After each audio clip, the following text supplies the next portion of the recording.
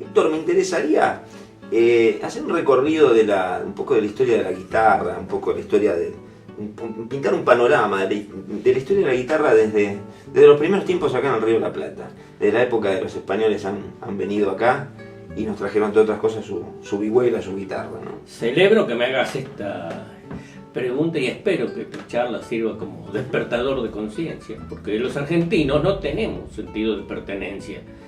Incluso en el caso de la guitarra, mucha gente tiene muy poco en cuenta su historial, un historial riquísimo. Para mí, el más importante fue del mundo, o uno de los más importantes del mundo, superior al europeo. Después lo vamos a decir por qué. Sí, sí. Yo pienso que la guitarra llegó con el velero español, para mí. Sí, sí. Y acá en la parte del Río de la Plata la han traído los jesuitas. Bien. Porque vinieron destacados músicos con los jesuitas. No eran todos españoles. Por ejemplo, vino el italiano Domenico Zipoli. Bien, sí, sí. Que fue maestro de capilla, allá por 1690 creo. Le dio formación musical a 150 indios y otros jesuitas destacados también, músicos. Zipoli era jesuita. Era jesuita, sí, claro. Sí, de Florencia. Dicen que era el mejor organista de Florencia comparado con Bach. Hasta hace poco venía gente a averiguar sobre la vida de él acá en el Río de la Plata. Él estaba en Córdoba. Ahí estamos hablando del periodo barroco y justamente contemporáneo de Bach, si hablamos de 1690. Exacto. Claro. Y bueno, claro, los españoles, como todos sabemos, entraron ahí por la zona del Caribe, ¿no? De Cuba. Y empezaron. Pero por acá entraron por el Río de la Plata. Claro, también. Y se fueron a centralizarse muchos en Córdoba. Y otros en Asunción, que anteriormente estaban en Asunción. En Asunción con las famosas misiones, ¿no? Exacto. Y en Córdoba han fundado las universidades primeras que, digamos, que estaban acá en esta zona de América. ¿No? Y qué universidades, ¿no? Claro. Ahora, para mí la guitarra empieza el movimiento guitarrístico argentino y diría del Río de la Plata en 1795. Bien. Hasta donde tenemos noticias, porque quizás hubo otros antes que él, Claro. De un indio de las misiones jesuíticas de San Carlos, que fue, según dice Vicente Gesualdo en su historia de la música en Argentina, no de la Argentina, en Argentina, Sí. que fue el primer profesor de guitarra que tuvo Buenos Aires. Además era luthier. Bien. Ah, mira. Cristóbal Pirovi se llamaba, Pirovi. que después adoptó el apellido Ortiz. Ajá. Bueno, va pasando el tiempo y hacia 1822... Ya en nuestra época más patriótica, ¿no? Ya no estaba más el virrey, habían sucedido los acontecimientos de Mayo, claro. se instala en Buenos Aires el italiano Esteban Massini, Ajá. que establece el primer conservatorio de guitarra en Buenos Aires y fue el introductor, hasta donde se tienen noticias, de la Escuela Italiana de Guitarra acá en Buenos Aires y por ende en el Río de la Plata. Bien. Era también, tenía un almacén musical, o sea, una casa de música como esta que vendía instrumentos, guitarra, flagelote, guitarra francesa, no sé en qué consistía esa guitarra francesa, vos sabés más que yo en ese aspecto. Y esto, para ponerlo en contexto, estamos hablando de un profesor italiano de guitarra 1820, estamos hablando de la época de Carulli, Giuliani, Carcassi, digamos los grandes guitarristas italianos del periodo clásico, ¿no? Así es. Y acá ya estábamos en esa movida también, de alguna manera. Estábamos en esa movida y muy interesante, incluso como dato así curioso y pintoresco, era, ¿cómo se llama? Muy adepto de Rosas. Fue el que hizo el himno de los restauradores, Ajá. cuya partitura dicen que está en el Museo Histórico Nacional del Parque Lezama. Ah, sí, claro. Yo pregunté ahí, Y no me salía. ni tienen idea. Ni tienen idea, o la tienen pero no la quieren. Claro. Y tuvo discípulos muy destacados, ¿no? Fernando Cruz Cordero, uruguayo al servicio de Rosas y después de otros gobiernos posteriores, Martín Ruiz Moreno, Wenceslao Escalante, todos funcionarios. Claro. Y ¿cómo se llama? Fernando Cruz Cordero fue el que introdujo la Escuela Española de Guitarra en el Río de la Plata, autor de Discurso de la Música, un ensayo de él, y también dicen que fue el que escribió el primer método de guitarra Bien. acá en el Río de la Plata. ¿Y vos qué consideras que se consideraba esto de la escuela española, esto de introducir la escuela española en función, o digamos a diferencia de esta escuela italiana, ¿no? Mira, yo creo que las diferencias son muy pocas. O sea, hay algunos matices que para mí Aguado aportó, pero todos cumplieron un papel muy importante y creo que hasta ahora no se ha superado. Claro. La escuela de Carulli, de Carcassi, de Sor, de Aguado. Ajá. Para mí eso no se ha superado. Y si avanzamos durante el siglo XIX, ¿con qué más nos encontramos? Bueno, después de estos maestros, que yo te digo, Fernando Cruz Cordero tocó en Inglaterra frente a la reina Victoria y le regaló una guitarra con incrustaciones de nácar. Allá falleció, parece que lo cremaron y vino en el cajón de un armario sus restos acá a la Argentina. Tuvo hijos que también se llamaban Fernando Cruz Cordero, que también eran guitarristas. Y después de esta gente vinieron otros maestros o profesores que solamente conocemos los nombres. Claro. Como Trillo, que creo que era guitarrista y pintor, Trinitario Huerta, sí. No sé quién era, sí. Bueno, otros tantos, hasta la llegada también a fines de 1890 de Carlos García Tolsa, escribano y también músico, guitarrista, pero que no era profesional de la guitarra, sino que él daba conciertos, enseñaba y creo que cumplió funciones en un juzgado de La Plata. Y murió en Montevideo, porque estaba casado con una uruguaya.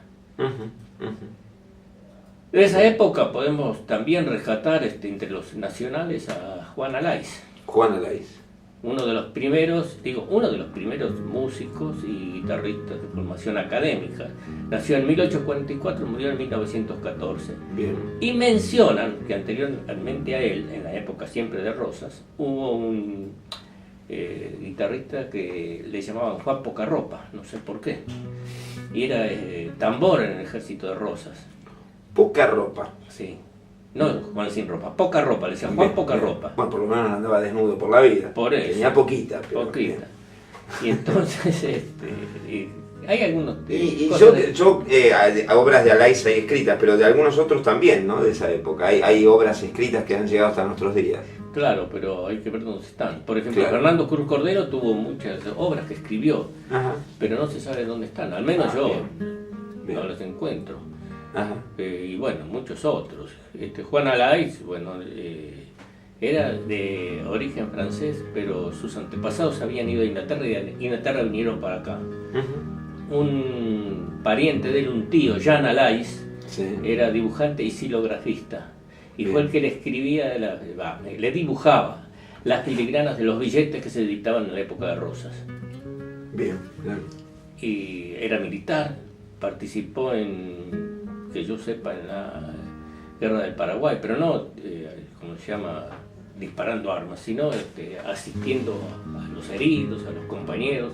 Esa es la versión que yo tengo de Juan Alaiz, que murió en 1914, y comenta Prat, que fue el único colega Prat que asistió a ¿cómo se llama?, su entierro en la Recoleta en 1914. Mira.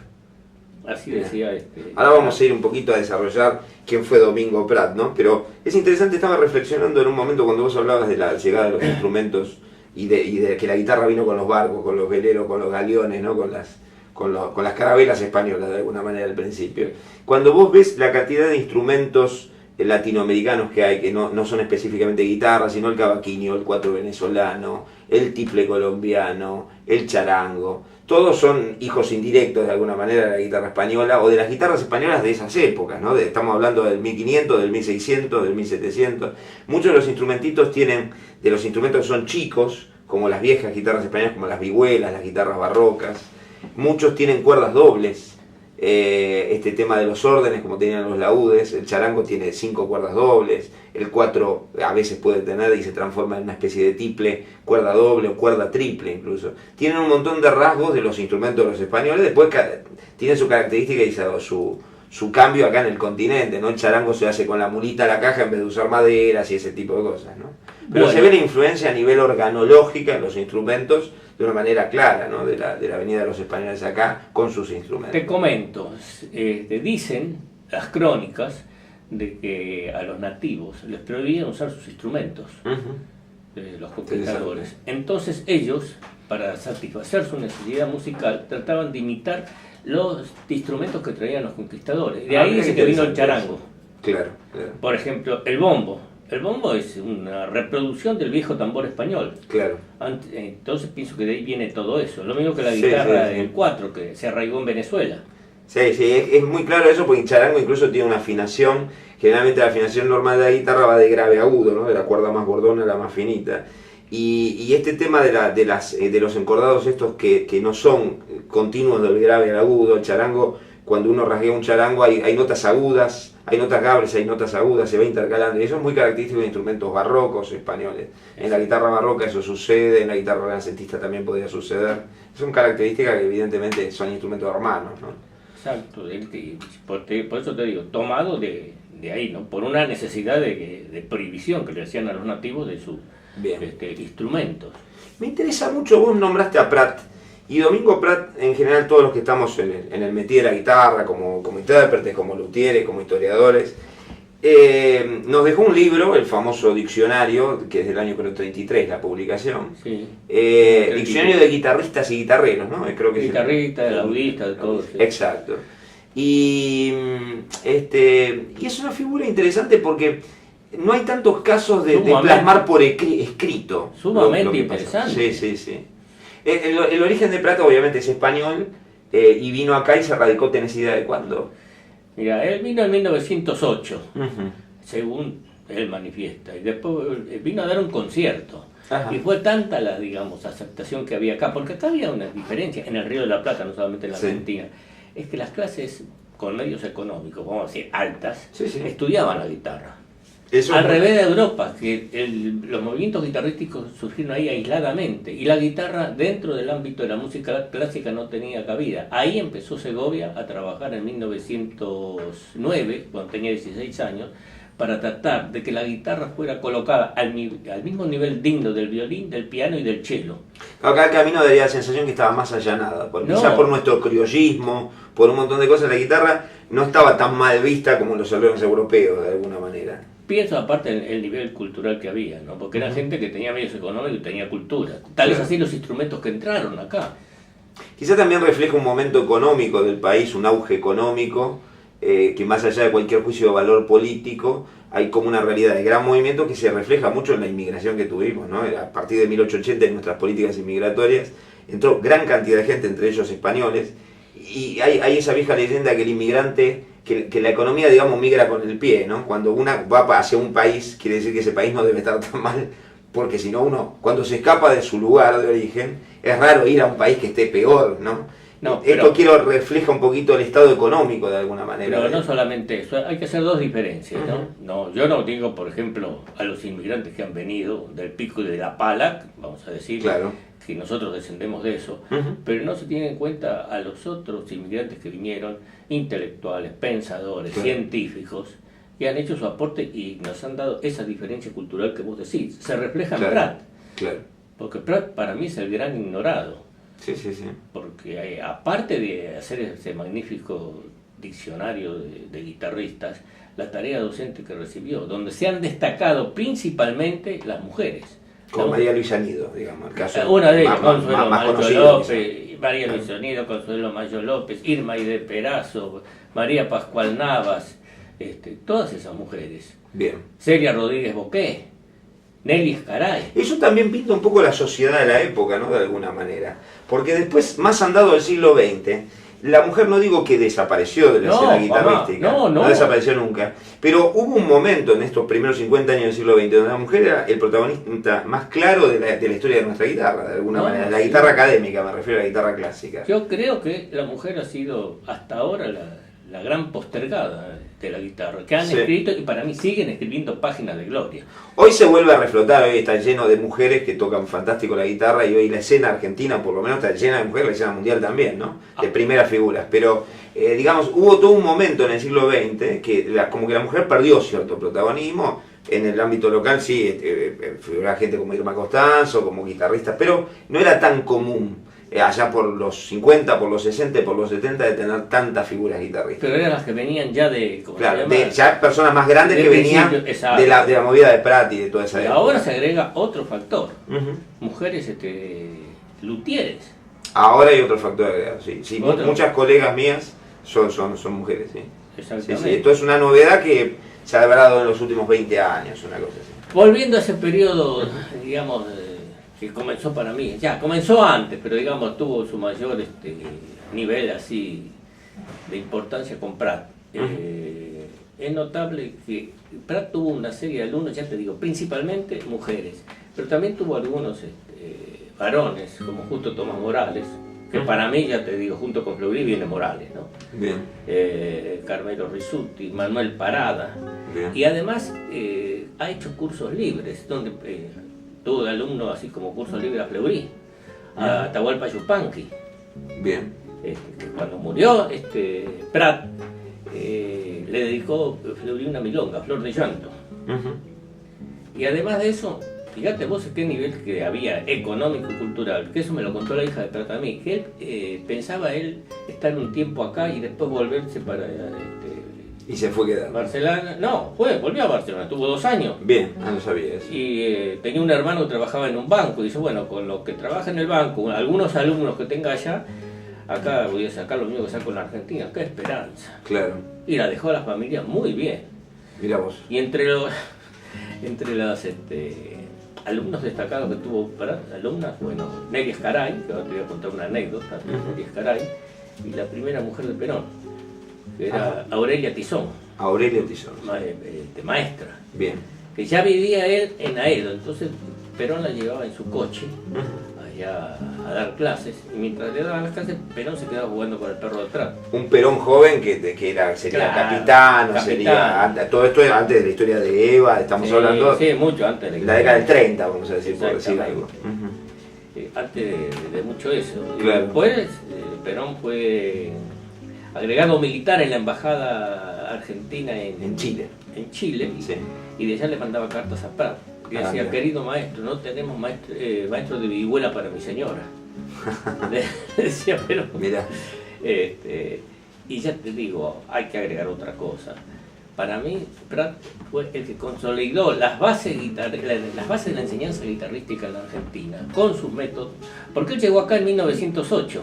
Y tan bueno fue el auge que tuvo que volvió en 1910. Creo que en 1914 y en 1916, si no me equivoco. Y después se radicó definitivamente en 1922, donde nacieron sus 2 hijas. Vino casado con la señora Carmen Farré de Prat. Bien. Y bueno, acá, aparte de la labor docente, las transcripciones que hizo muy interesantes. Por ejemplo, él rescató el Minué Federal de la época de Rosas, de 1833, y lo editó en un álbum con una serie de canciones y cantos argentinos que hasta ese momento no se habían transcrito para guitarra. Además, la digitación que ha hecho de métodos, si no me equivoco, de Caruli, de Carcassi, algunos de ellos hizo esas transcripciones. Y a los alumnos les ponía siempre que tocaran música argentina. Es interesante destacar la presencia de la guitarra en todos los ámbitos de la Argentina y como transvasional a todas las clases sociales, ¿no? Porque desde el gaucho hasta personajes tan famosos como San Martín, que se atribuye que tocaba la guitarra, o el mismo Urquiza, o un montón de otra gente, ha tocado la guitarra en la Argentina, ¿no? De gente de poder y gente de pueblo. Es una característica bastante particular, ¿no? El instrumento estuvo presente en todo momento. Hablando de poder, las hijas de General Roca tocaban la guitarra. Claro. Y había un Salvador Ramírez, que era un luthier de esa época, de 1880, por ahí, que Roca le compraba a él la guitarra. Claro. Sí, lo mismo que pasó en esta época, estamos hablando a principios de 1900, era muy notorio la presencia de artistas españoles reconocidos, como vamos a decir, bueno, Segovia habrá venido en la década del 20, o Josefina Robledo, una serie de guitarristas que venían. Llobet, bueno, el caso de Miguel Llobet, que llegó incluso hasta grabar con María Luisa Nido, ¿no? En algún momento. Sí, Llobet, vos sabés, lo dice Prat en su diccionario de guitarristas, después de fuera de su país, nunca pudo actuar individualmente. Él estuvo en París, pero siempre actuaba en conjunto. Claro. Los primeros conciertos individuales fuera de su país los dio acá, en Chile y después en Alemania. Mira. Eso lo dice Prat. Mira. Vos sabés que con respecto a la lutería pasa algo parecido en el sentido de que a finales de 1800, el caso de Núñez, ¿no? El famoso fundador de después lo que fue una casa comercial que vendía guitarras, Francisco Núñez, es de allá por 1870, ¿no? Vino acá. Y generó incluso la fábrica más grande del mundo para lo que era esa época, la más grande de cualquier fábrica valenciana de guitarras. Y a partir de ahí hay una gran cantidad de españoles como Domínguez, un luthier, o una serie los hermanos Galán, ¿no? Después, que han venido acá y se instalaron, ¿no? El caso de Pascual Viudés, también, que era un luthier español que se radicó acá. Y después estaba una casa que vos la conocés muy bien, que era Romero y Fernández, que importaban muchísimos instrumentos españoles de jerarquía. Ahí también te das cuenta del poder adquisitivo de la gente que estudiaba la guitarra en ese momento, porque compraban las joyas de la lutería de aquel entonces, ¿no? Entonces un montón de Torres, Santos Hernández, Manuel Ramírez, todo eso ha venido a parar acá, ¿no? En algún momento. Las Torres, bueno, por 1880 ya había gente acá que tenía, por ejemplo, como Wenceslao Escalante, funcionario, Fernando Cruz Cordero, no sé si Fernando Cruz Cordero, pero Martín Ruiz Moreno tenía guitarras Torres. Y Prat se cuenta un detalle, que cuando empezó Romero y Fernández a importar guitarras, las primeras que importó fueron Simplicio. Bien, sí. Y después, en 1890, por ahí, o 90 y algo, resulta que Enrique García había sacado un premio en Chicago. Uh-huh. Entonces, estaba él en Madrid y se fue a Barcelona, que era el centro más importante. Empezó a fabricar guitarras y no las podía vender. Ajá. Entonces Prat le dijo, bueno, mandá unas guitarras para acá y así como vende Simplicio la podés vender vos. Claro. Bueno, dice que se difundieron, según dicen los cronistas, después voy a ver si te entrego ese documento. Ajá. Que se difundió las guitarras García por toda América y le empezaron a llover pedidos Mirá, a él allá en Barcelona. Y tal es así que me decía María Armiña Antola, la esposa de Gómez Crespo, que el padre de ella, Gómez Crespo, había comprado dos guitarras García. Ajá. A España por, qué sé yo, no sé qué año sería, 1915, 20. Y casualmente Segovia viajaba en un barco donde iban esas guitarras y antes de llegar acá se las fue probando, Segovia. Se las fue ablandando. Se las fue ablandando, sí. Bien. Sí, se las fue ablandando. Y bueno, Buenos Aires, o mejor dicho, la Argentina fue la primera ciudad extranjera que pisó Segovia. Uh-huh. Después estuvo en el Uruguay, estuvo acá y después estuvo en el Uruguay. Ahora, ¿qué pasó? Antes de la llegada de Segovia, acá hubo, a nivel, digamos, de repertorio guitarrístico, un repertorio muy interesante, no solamente que clásico, sino también nativista, no folclórico, nativista. Bien, bien. Por estos alumnos que yo te digo, Risuti, ¿cómo se llama? Sí, que de alguna manera. Sinopoli, Morales, Antonio Sinopoli, toda esa gente. Justo de Morales.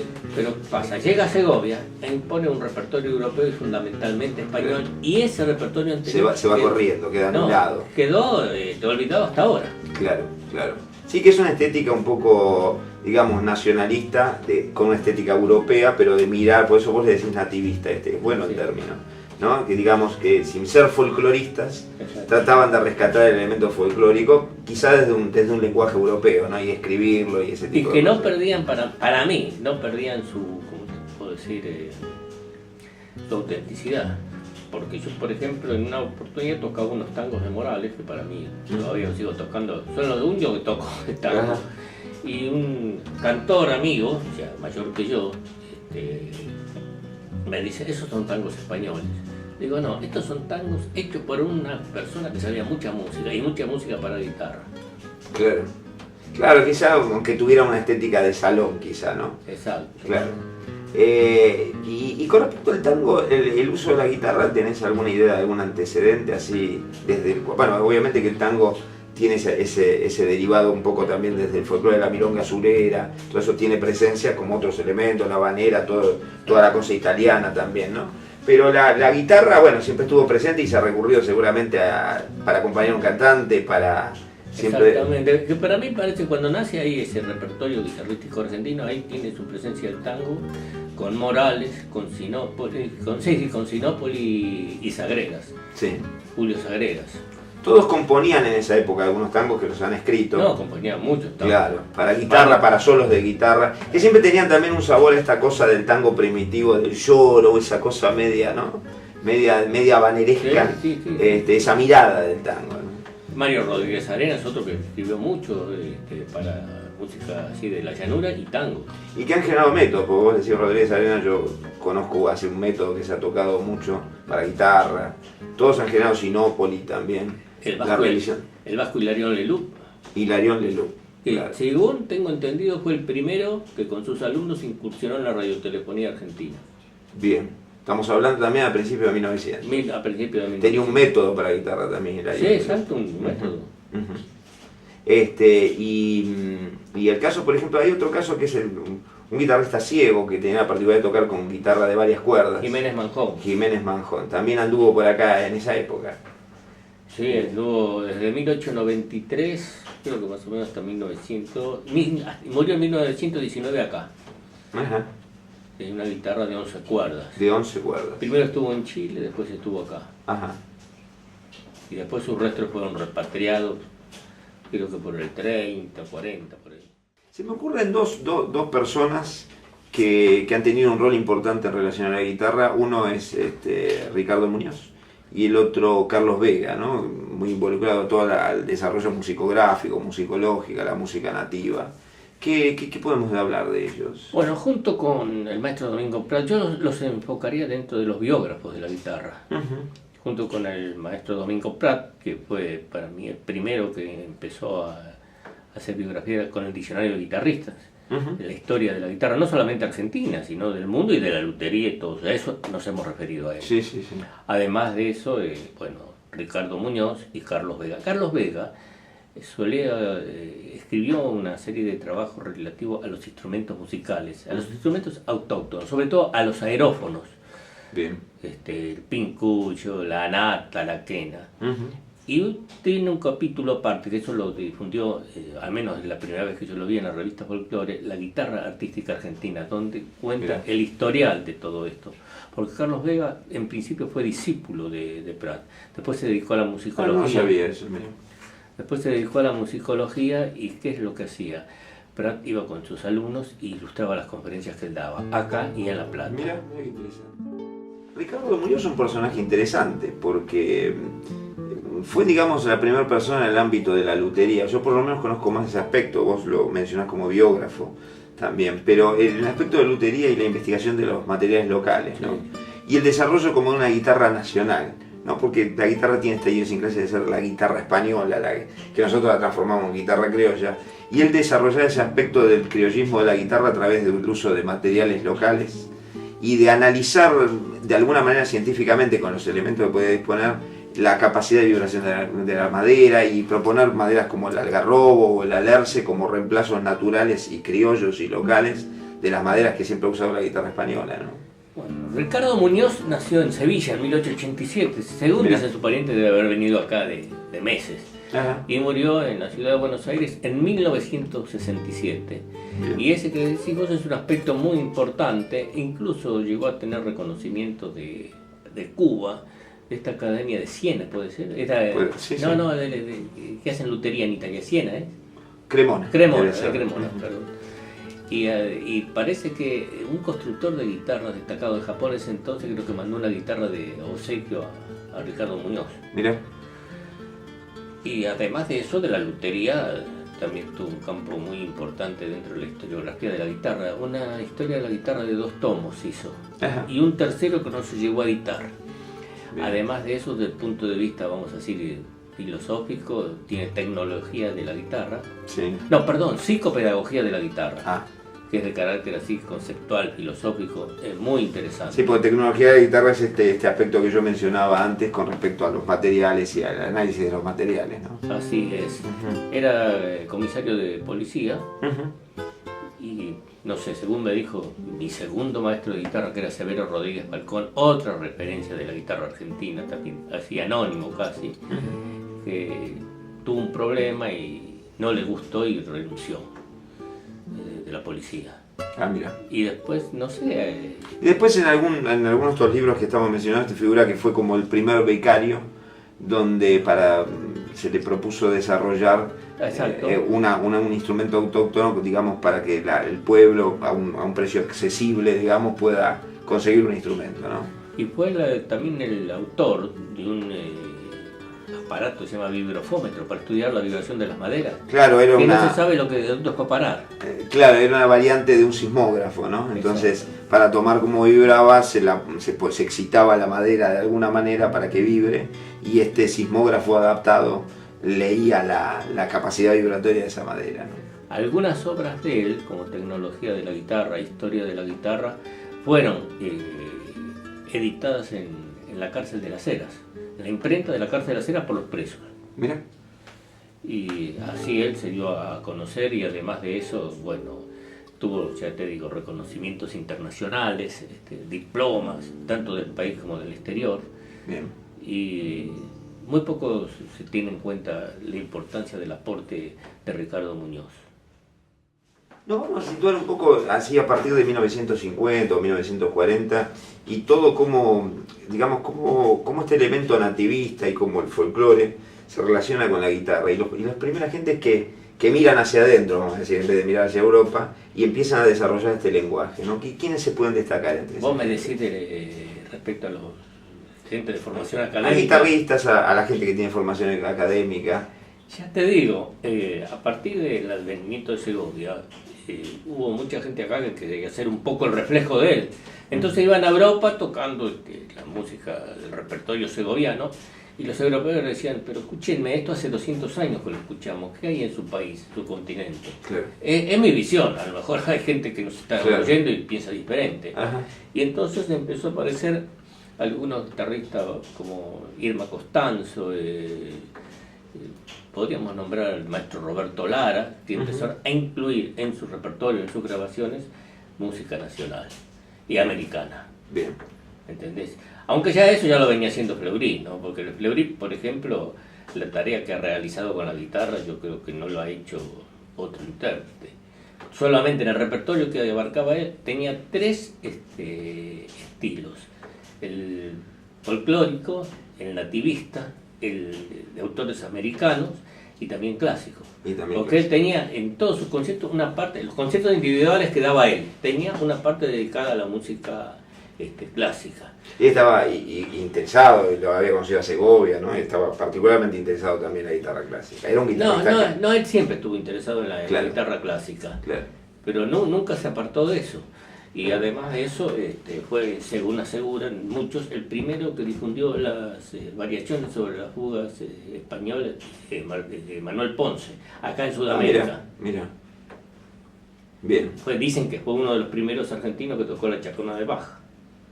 Claro, y tocaba mucho el repertorio segoviano, porque está también esa obra de Ponce que imitaba a Weiss, que también la tiene transcrita a él, ¿no? Buenos Aires. Del corazón mismo del cabildo salió la madera que daría origen a un instrumento de noble tradición entre los pueblos de nuestra estirpe. Del trozo centenario de Jacarandá, las manos hábiles de Sebastián Tenorio, artífice español afincado en Buenos Aires, crearon el milagro de una guitarra excepcional. El simbolismo es profundo. Manos españolas, madera argentina y un mismo espíritu viviendo en la inspiración gaucha de Abel Fleury y en el punteo castizo de Pepe Monreal.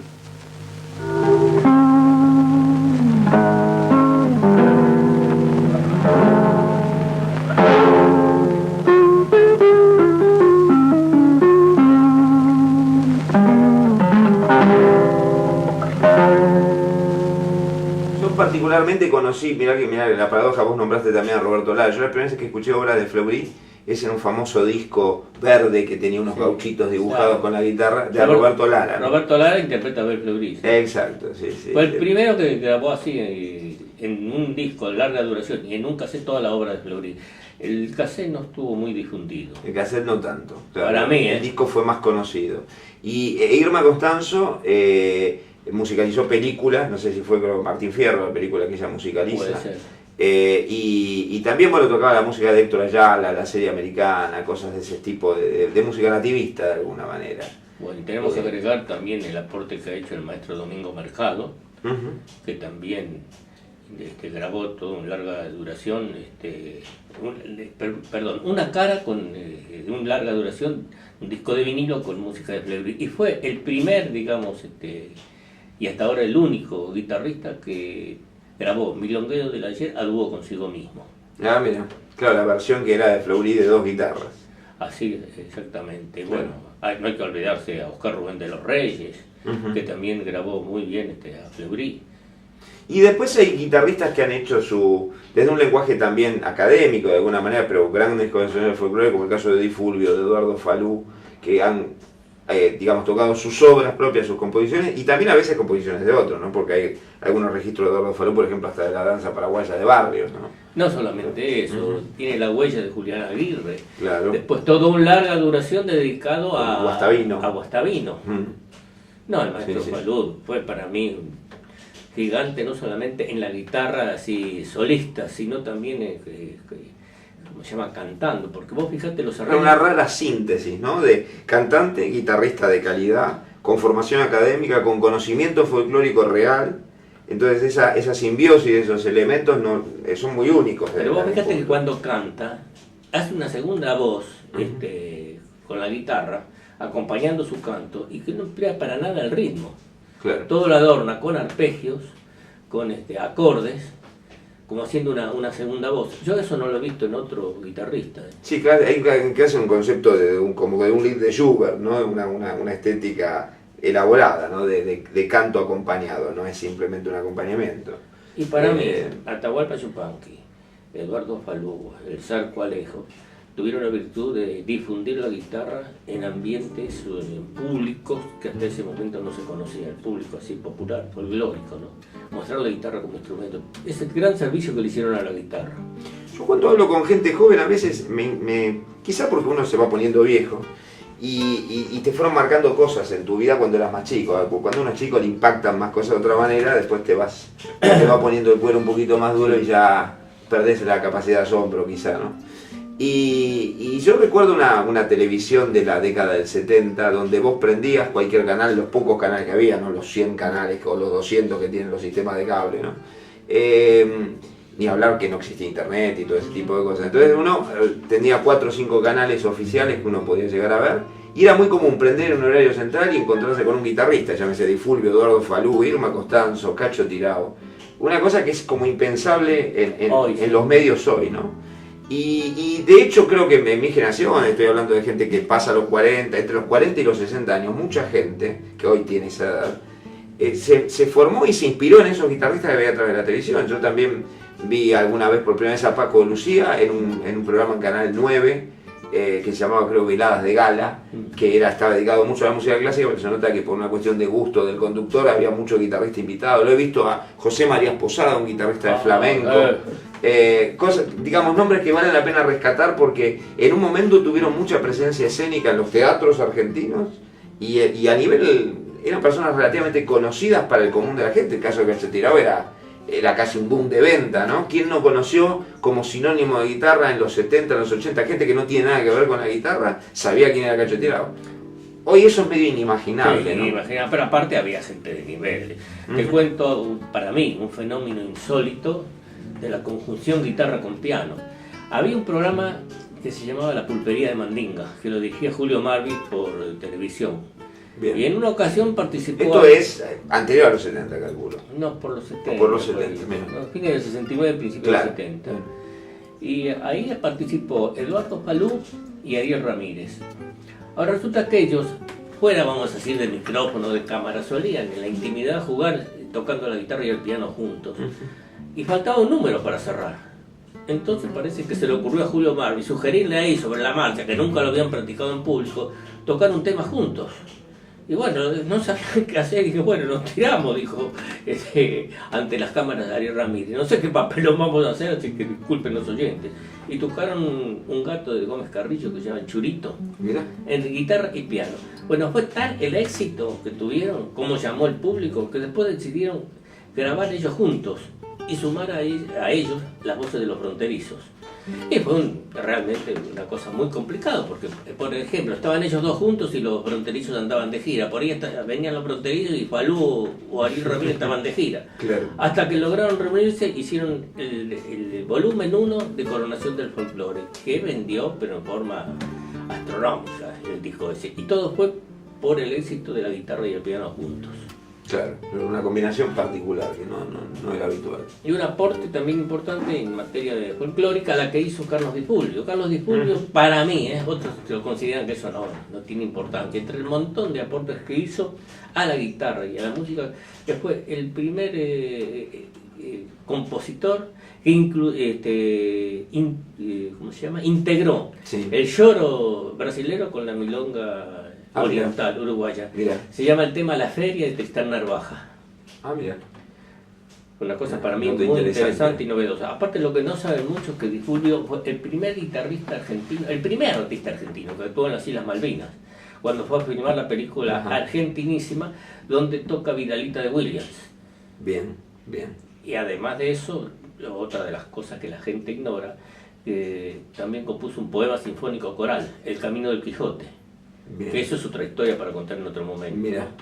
Y esto vos me nombrás sinfónico coral y yo pienso también en la incorporación de la guitarra a cierto circuito de música de cámara. Pienso en la Jeromita Linares de Guastavino, que incluye guitarra, que es un quinteto con guitarra, o sea, guitarra y cuarteto de cuerdas. Pienso también en la suite argentina de Eduardo Falú, en alguna otra obra de Di Fulvio con orquesta. No, muchos. Digamos, claro, son realmente muchos aportes. Y la presencia de la guitarra fue permanente a partir de la década del 60. Esto un poco, ¿no? Toda la gente de mi generación se creó un ambiente muy, muy guitarrístico de alguna manera. Y muy también musicalmente. Sí, claro. Y también con mucha propuesta, porque también en el lado del tango había un guitarrista fantástico que era Roberto Grela, que acompañaba a cualquier cantante de manera fantástica y tenía su propia música. Estaba De Lío con sus famosas participaciones con Horacio Salgán. Creo que De Lío había estado en los famosos escuadrones de Abel Fleury, ¿no? Hay algunas fotitos que he visto cuando vos has escrito libros acerca de Fleury, que está, no sé si, no recuerdo si Grela, pero sí de Lío, ¿no? De estar en los escuadrones. Cacho Tirado también hizo su aporte. Mirá, claro, sí, seguramente.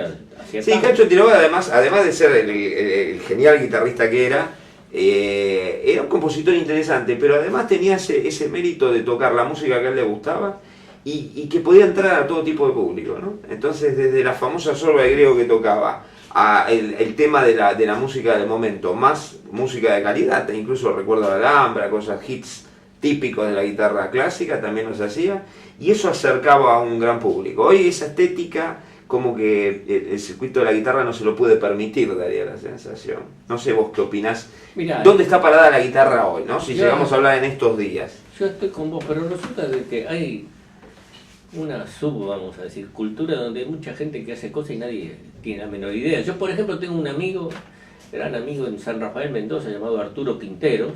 Sí, gran guitarrista, sí, gran compositor. El compositor y el trabajo que ha hecho, no solamente como compositor, sino como transcriptor.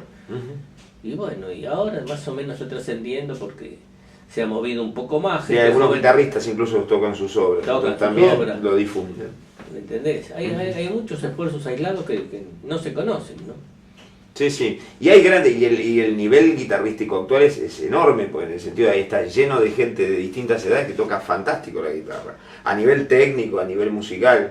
Lo que pasa que a veces hay un digamos, es muy difícil llegar a un público ajeno al circuito de la guitarra. Antes como que había una sociedad donde la guitarra estaba más integrada, la sensación. Y ahora se volvió una especie de lenguaje más de culto, de lenguaje más para iniciados, algo más sectario en algún punto. Si bien hay muchísima gente que toca fantástico la guitarra, ¿no? Pero como que se ha ido alejando de un público más genérico para ponerse, o para encontrar lugares con públicos específicos, con músicos muy bien formados que tocan muy bien. Pero quizá la pata débil de la guitarra actual pueda ser la difusión para pasar ese circuito. Mira, ¿no? en parte es lo que vos decís, pero en otro aspecto es que también pasa entre los cantantes, lo que yo más conozco del folclore. Hay gente que canta muy bien, toca muy bien, de una gran formación, pero vos no ves artistas, porque acá el mundo le dice artista, pero no, artista, esta cosa no es mover los dedos solamente, o cantar bien, es realmente transmitir una emoción, transmitir un mundo. vos agarras la internet y ves un montón de intérpretes, hombres, Sí, mujeres, sí, sí, en sí. el mundo. Sí, ha cambiado también el concepto estético. Nosotros tenemos, por una cuestión también de edades y un montón de cosas, tenemos una visión todavía un poco más romántica del mundo.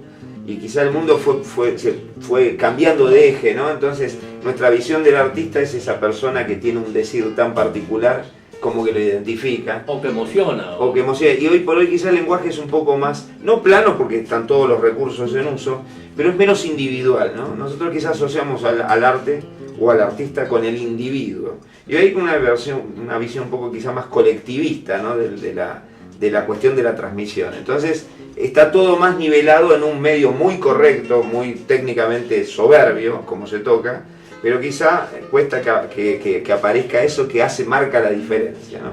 Que es lo que para nosotros un artista habitualmente es lo que uno se conmueve con lo diferente, quizá, ¿no? Ahora, refiriéndonos a otro plano, desde la platea, hay un aspecto de la guitarra que a mí me sorprende agradablemente.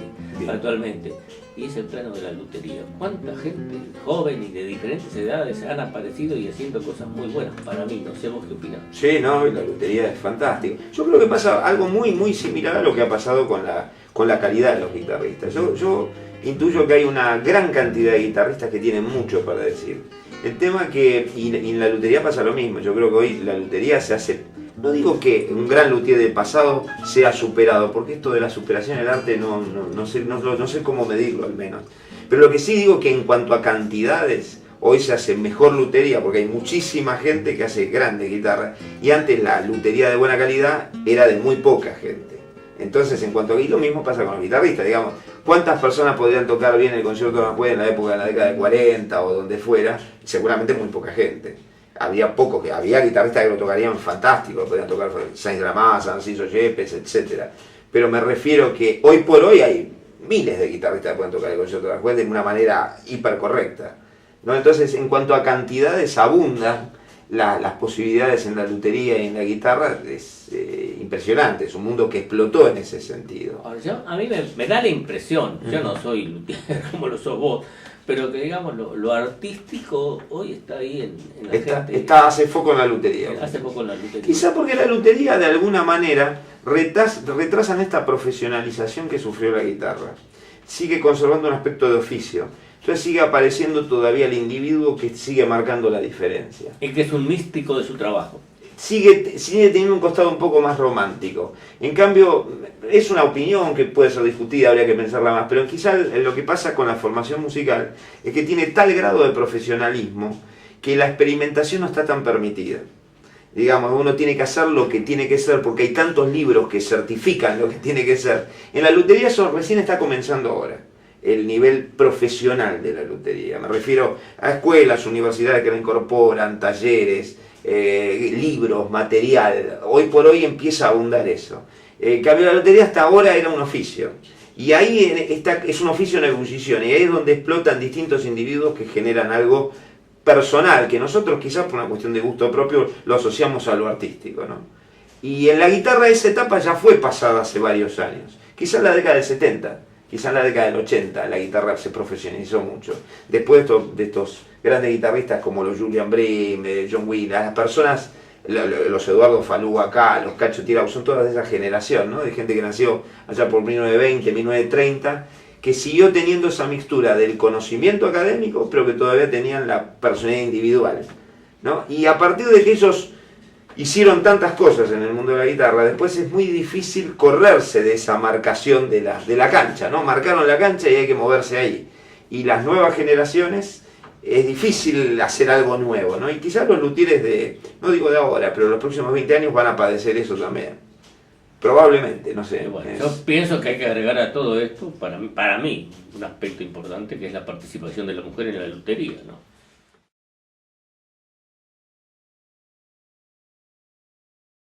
Me contabas de Eduardo Falú, de su viaje a Japón, ¿no? De las primeras veces que fue. Él viajó por primera vez a Japón en 1963.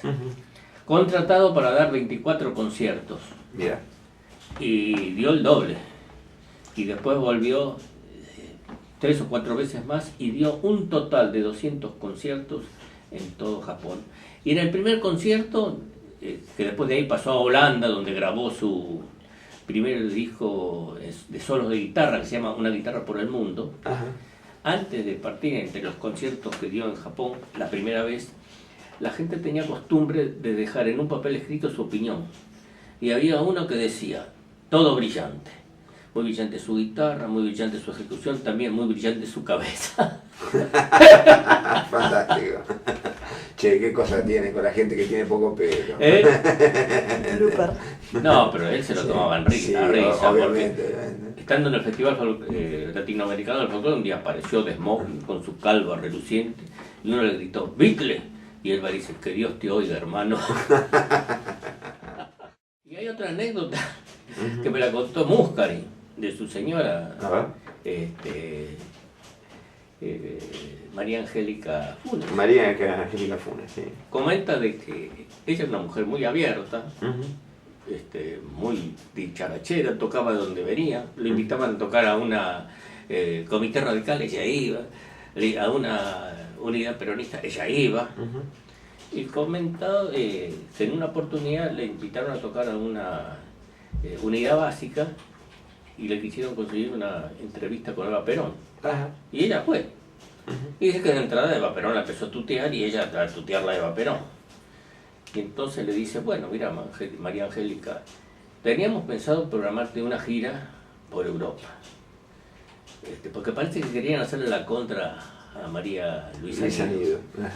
Y dice, y vos allá tendrías que ir y hablar del segundo plan quinquenal de Perón, hacer propaganda de ella. Dice, mira querida, vos sabés, y te lo digo con respeto, yo no soy peronista. Tampoco soy contraria, pero no soy peronista. Así que yo quisiera ir allá, tocar la guitarra y nada más. Entonces dice que va Perón le dice, mira querida, la verdad que si la mitad de los argentinos tuvieran la sinceridad tuya, sería nuestro país de otra forma. Bueno, se despidieron amablemente y no viajó.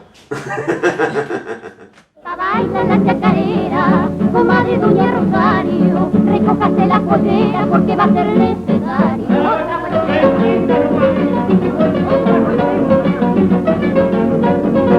Recójase la pollera, haga lo que yo le digo, no quiero que mis espuelas se metan con su vecino.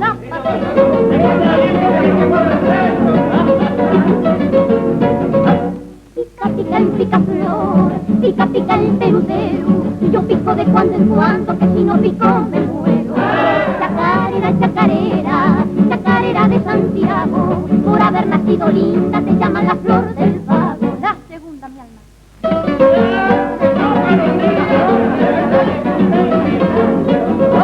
Si es cierto que me querís, no desoigas mi pedido, trátame de complacer dándome lo prometido. Otra vez.